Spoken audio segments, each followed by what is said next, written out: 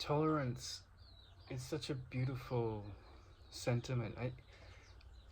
I lived in America for a long time, and I may yet return, but there's a there's a sign on the 405 freeway in Los Angeles, and it says the Museum of Tolerance.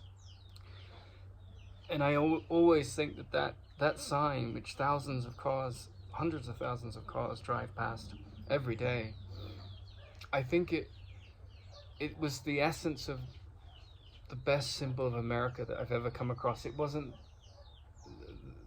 so much, the Statue of Liberty. It was this sign, because you have to kind of be in New York, or, well, obviously you have to be in Los Angeles to see the sign, but everyone passes it every day, and we're living in this story that will one day be a story which is part of a museum exhibit for people in the future, and they in turn will be part of other people's past.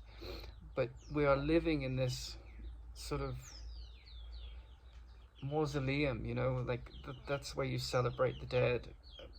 You, of finding tolerance, right? And what essentially is tolerance?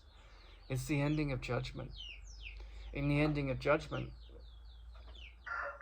it's not just the ending of judgment, it's the capacity to hold judgment in a loving embrace and squeeze it out of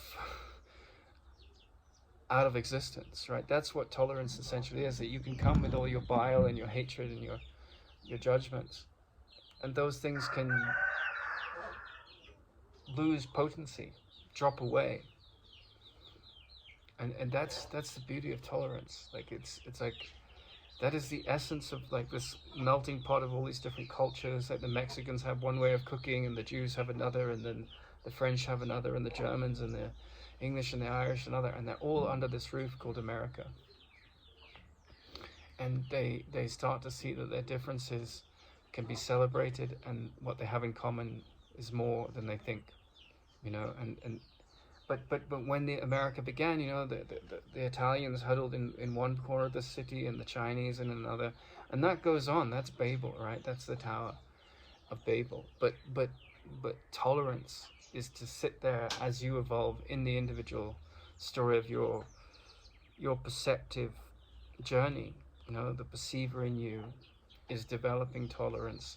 First you see judgment and all of its cruel ramifications, and then you start to fall away from the reactive mind, which reacts to judgment, which itself is another judgment. And this tolerance for this insane story of the judging mind, good and bad, its heart opens. Like this, the heart opens, right? The heart, the collective heart, which is there holographically in all of us in the way we perceive.